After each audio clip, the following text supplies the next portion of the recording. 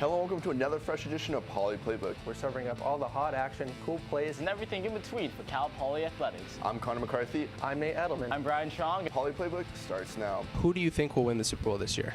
I think the Patriots are going to win. Hi, I'm Joe Schutz, and I'm here at Spanos Stadium. I'm Megan Healy here at Staples Center.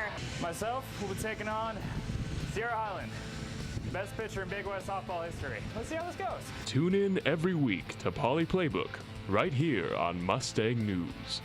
Hello and welcome to another fresh edition of Poly Playbook. We're serving up all the hot action, cool plays, and everything in between for Cal Poly Athletics. Junior outside hitter for women's volleyball, Torrey Van Winden, will be joining us later on the show to hear more about the Mustangs' magic season. But for now, I'm Brian Chong, and Poly Playbook starts now.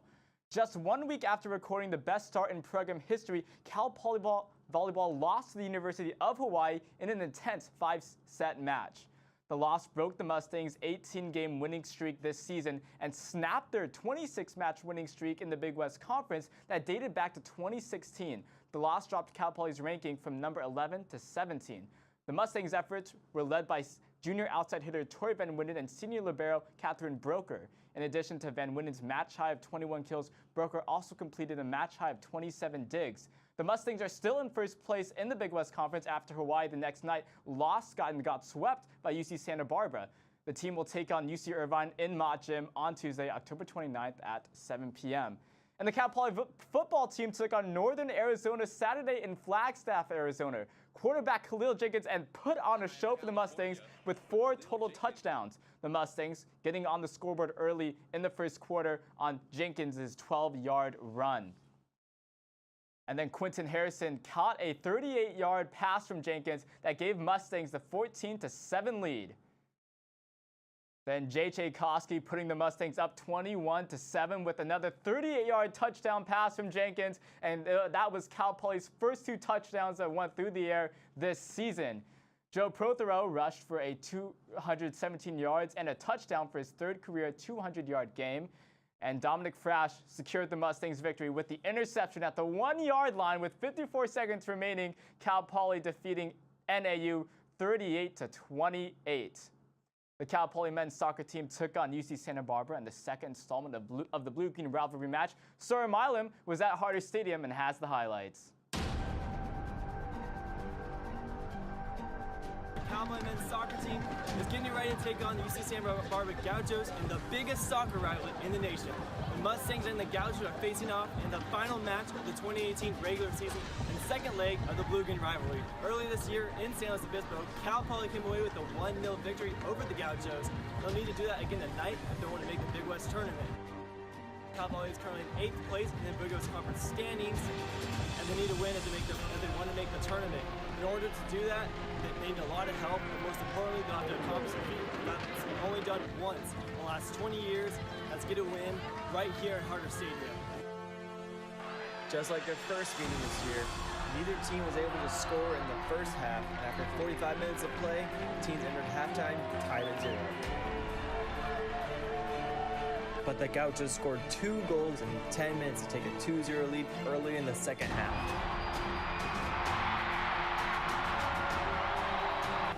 The Gauchos would go on to defeat the Mustangs by a final score of 2-0. With the loss, Cal Poly was eliminated from playoff contention, and our season came to an end. We're never going to be happy unless we're winning Big West championships and going to the NCAA and far into the NCAA. It's become my second family. I spend 30, 40 hours a week. I live with these guys, and I wouldn't change anything about my career here. Like you said, don't want to go out like this, but Cal Poly has given me a lot, and I just want to make the world a better place now and come back and be a proud alum of this university. Getting the privilege of playing in front of such a huge college crowd, and not many people get to do that in a college environment, and maybe even getting a chance to go to the next level. That's what I've been working toward, and hopefully that'll happen. In Santa Barbara, Sarah Milam, Mustang News. The Mustangs finished the season in 8th place in the Big West Conference. And now we have a new segment. Let's hear from Cal Poly men's soccer guardian between the pipes and senior goalkeeper Simon Boehm, and he is our Mustang in focus this week. Back in the day, I was the slowest guy on the team, so they kind of just threw me back there. It worked out, so from there on I just played goalkeeper. Living in Denmark, you're always like dreaming of California, and it's all this big hype, but it's just, like I said, it's paradise. can't really get any better place than this. You know, been privileged enough to live in paradise for the past 5 years now. So it's actually the only school I applied to out of high school. So I kind of knew once I was here, the place I wanted to be. Being a goalkeeper, you kind of have to be a leader from the back. You know, it's kind of the coach in the field, if you will, because you see the whole field and you got to direct everyone in front of you. So Wade Hamilton, the previous goalkeeper, and he always just, you know, he was really good at balancing his life as well, and always kind of just staying in the moment, enjoying it while he had it. He's pro now and doing really great. So a guy like that, having someone like that to look up to is awesome. You don't know how many times you get to go out and practice. You know, my shoulder injury last year kind of made me realize that whole thing is you have limited time being a soccer player. You know, your body can only physically keep up for so long. So being able to just come out here and be able to say, oh, I'm privileged to even be here is awesome. Especially the Santa Barbara games, you know, without a doubt, that those have just been awesome. When Cody scored in overtime, I wasn't even on the field, but we're standing behind the goal and rushing the field with everyone else, amazing. And being able to do it this year as a player on the field was pretty cool as well, and being lifted up by the crowd. I mean, you just, it's a feeling I don't think you can get on any other college campus. Cal Poly women's soccer also took on UC Santa Barbara on Sunday afternoon here at Alex G. Spano Stadium in the final match of the season. And while the first half of the match was scoreless, Gauchos midfielder Handel Wendelken scored in the 46th minute to put the Gauchos up 1-0. Just 3 minutes later, freshman forward for the Mustangs, Mackenzie George, was able to tie the match up for the Mustangs after she outran 4 defenders and fired her shot past the Gauchos goalkeeper. Both teams were unable to score in either in the rest of regulation or overtime, and the match ended in a 1-1 draw. The Mustangs finished their season with an overall record of 2 wins and 12 losses and 5 draws, going 2-4-2 in Big West Conference play. The Cal Poly cross-country team tried to add to its big trophy case at the Big West Conference Championships. The men's team went on looking for a three-peat, and the women's team were looking to win their 3rd title in the last 4 years. And it was sophomore Jake Ritter who won the 8K race, setting a course record with a time of 24 minutes and 27 seconds. Junior Miranda Dashan also set a course record, winning the 6K race in 21 minutes and 41 seconds. The women's team won their 3rd conference championship in the last 4 years, and the men's team recorded the 8th three-peat in program history. Cal Poly now has 51 all-time conference titles and 38 individual championships. Cal Poly will compete in the NCAA West Regional Championships on Friday, November 9th in Sacramento. And the Cal Poly men's and women's swim teams both competed against UC Santa Barbara head-to-head meets last Saturday in Santa Barbara. 3 of the men's swimmers grabbed first place for the Mustangs. Paul Rogers won the 200-meter freestyle, Gennady Sitnik won the 200-meter backstroke, and Mihail Amerikov won the 200-meter individual medley. For the women, Emily Emfeld won the 100-meter free relay and the 200-meter breaststroke and the 200-meter individual medley. Next, the women's team will host Pepperdine Saturday at the Anderson Aquatic Center. Now here's a look at the upcoming games for the Mustangs. The football team will try to win its 4th Big Sky Conference game at Montana on Saturday, November 3rd at 1 p.m. The number 17 Cal Poly volleyball team will host UC Irvine Tuesday, October 30th at 7 p.m. in Mott Athletic Center, and then we'll travel to UC Santa Barbara on Friday, November 2nd to start a game at 7 p.m. And swimming and diving will host Pepperdine on Saturday, November 3rd, starting at 11 a.m. in Anderson Aquatics Center. We'll be right back with more Poly Playbook action as junior outside hitter from women's volleyball, Torrey Van Winden, will join us with some more info on their season so far. Welcome back to Poly Playbook, and look who's here on the desk. It's women's volleyball junior outside hitter Torrey Van Winden. How's it going tonight? Good, how are you? I'm doing great, and I'm glad that you're here because, I mean, there's a lot to unpack about your season so far. It's been a really crazy season, and coming off of, your Big West run the last season, sweeping the Big West totally, what were kind of your expectations for the team and yourself going into this season? I think one of the biggest things that we try to actually focus on is not having many expectations and just kind of like setting goals for us. And so definitely one of the goals was obviously to go 16-0 in conference again, and this weekend at Hawaii that didn't really go in our favor, but at the end of the day that's not our main goal. I think that yes, we want to be Big West champions, but in the long run, we want to be national champions. And if that means taking a loss during the regular season to win more games and learn through that in the postseason, then that's what it's going to take. Yeah, so just to touch on the Hawaii loss, I mean, it is a big loss for you guys, losing in 5 sets in Hawaii. So, I mean, it's kind of difficult to play in Hawaii on the road. What were kind of some of the things that you guys took away from that loss? I think that the biggest thing that we took away from that loss is that we can't get complacent. And it's really tough when you're in our conference and you're constantly winning, and there's not a lot of challenges, honestly, if we're being real, in our conference, except for teams like Hawaii and Irvine.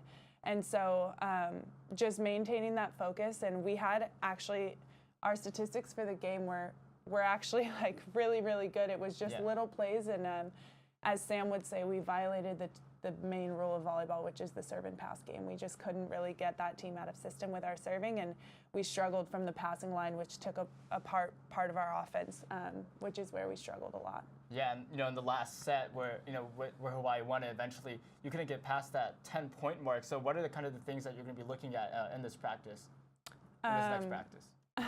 I think that definitely we've worked a lot more. I mean, we've only had 2 days of practice, and then we face Irvine tomorrow night, but we're normally consistently a really good passing team, and we have 3 primary passers, and some people have off nights sometimes, and it was an off night for a couple of us, which was a bummer from the passing line, but I think that our heads are in the right place, and we've really gotten the extra reps in, and we're excited to play Irvine.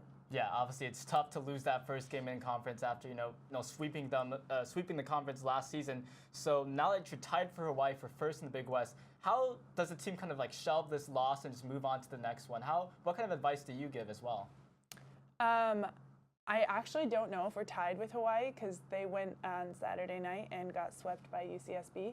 So I mean, but still, we have 6 games out, and we need to win all of those games in order to solidify a conference title. And so just keeping our heads down and keeping grinding and focusing is the biggest thing. I think that, like I said, getting complacent is the biggest problem for any team. And so we need to keep on, yes, looking at our conference, but looking at bigger picture. How can we improve? How can we challenge ourselves to get better for the tournament? And whether that means we're hosting or we're going away now that we're lower in the rankings, we're still just as driven, I guess. Yeah, and to say that, it is about that big picture, looking forward at other teams. I mean, you guys have been getting national recognition very high up there in the ranking polls. It did drop from 11 to 17 after this weekend. But what was it kind of like to get, the national recognition high up in the polls with this team, with your sister and the rest of the team here? It was really, really cool to have that kind of recognition, but at the same time, our team really tries to focus on we haven't accomplished anything yet. Being ranked week by week at number 11 in the country doesn't mean that you've beat those teams that are ranked ahead of you. It doesn't mean that you've beat those teams that are ranked below you. It just means that people think that you're going to do really well. And so we like to tell ourselves that we just haven't accomplished anything yet. We still don't have that Big West ring. We still don't have that place in the tourney. We can't host. And I mean, we can, but we haven't figured out if we're hosting or not. So we have to keep on working just as hard as we did in the beginning of that preseason against teams like UCLA and Pitt, and really fight for this next 6 games. Yeah, and to start the season, you guys did go 19-1. That beat your mother's record when she played for Cal Poly Volleyball for the 1985 team. Yeah. So what was it like to kind of record that best start in program history, put that one in the record books, and kind of what was the reaction coming up from your family as well? Honestly, my mom is like a very quiet and humble person, so Adley and I had like no idea that was even coming up.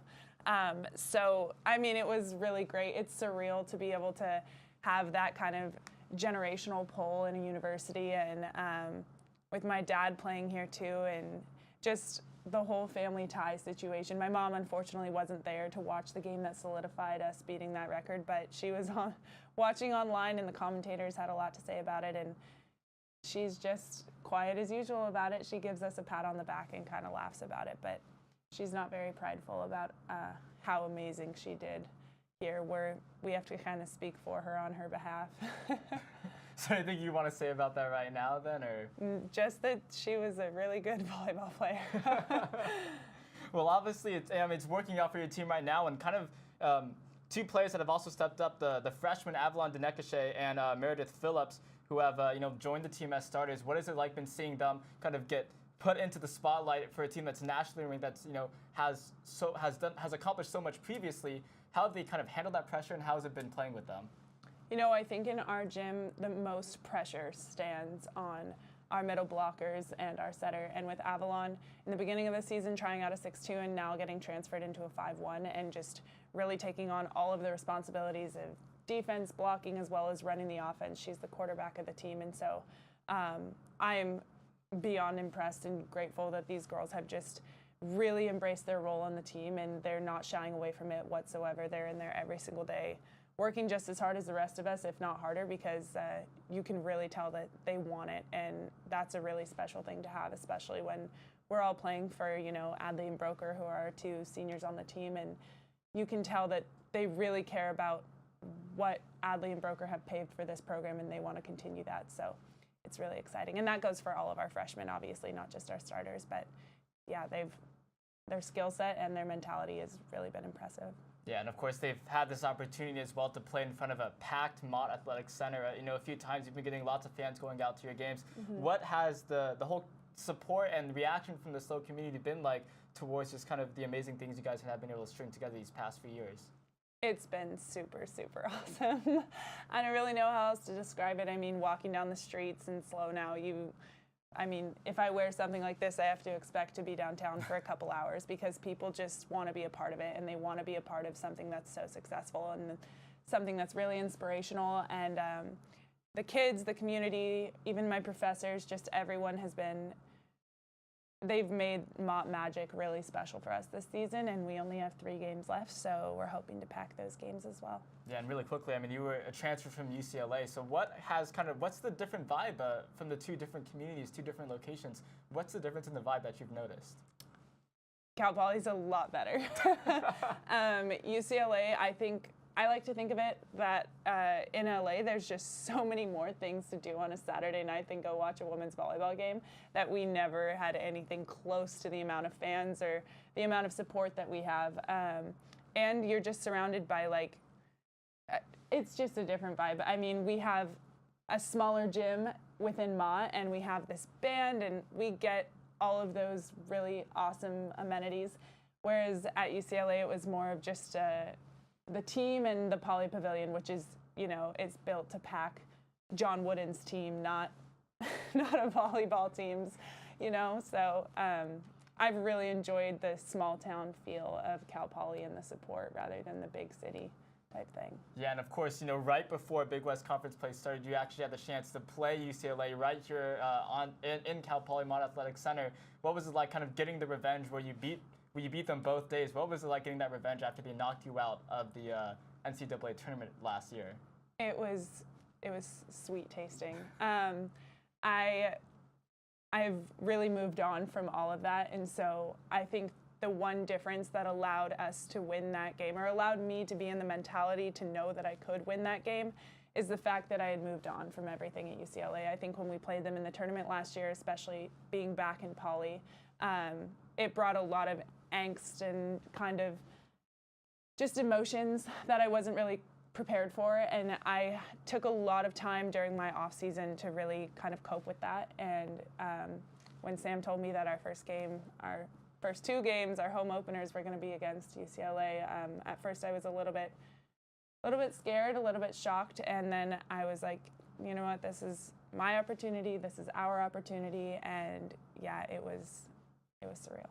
Yeah, that's just a great story, and of course, you also have maybe a bit better support system here, especially with having your sister Adley Van Winden on the team. So, what has it like been able to play with her and kind of have her maybe there as a support system? Yeah, it's really hard for me to think that we only have 3 more games together in Mott. The time has just absolutely flown by, and I kind of always say that volleyball doesn't feel like the same sport when I'm not playing it with my sister, especially indoor. We never played together on beach, but that first year at UCLA was my only year of my entire life since I was 8 years old playing without Adley on the court with me, and so it really did feel like a different sport, and I don't regret it because I learned so much and my skill set improved so much, and I gained a kind of confidence that I didn't have when I was constantly relying on Adley. But to have that and to have that kind of connection on the court is so special, and yeah, I'm not excited for her to leave. Yeah, as you say, I mean, the season is winding down. We're approaching Big West Conference play. What would it mean for you to, kind of with this team, with your sister, with all the family history and the legacy that you have here at Cal Poly, as well as playing for the community? What would it mean to you to, win the Big West Conference tournament, get to the NCAA tournament, have a deep run into there? What would that mean for you? And what kind of things do you think about when you have that approaching? I think that would just mean the world to my sister and I, as well as our entire family. We have just this great support system through each other, and my parents, I mean, they've really not missed a game, and they're kind of holding on to it too, of just being able to watch their daughters play together for one last year. And so as many games as we can possibly have together, that is my goal. I mean, as much as I want that national championship, I think when I look back at it in 20 years, I want to get to that last night because I want as many minutes as I can on the court with my sister for as long as possible. Well, of course, Torrey, we'll all be watching you guys and the rest of the team going forward. That's all the time we have here, so thank you so much for joining us here for Poly Playbook. And that's all the Poly Playbook sports action that we have for this show. You can follow us on Snapchat, Instagram, or you can log on to mustangnews.net for continuous Cal Poly sports coverage. I'm Brian Schrager, and have a great rest of your week.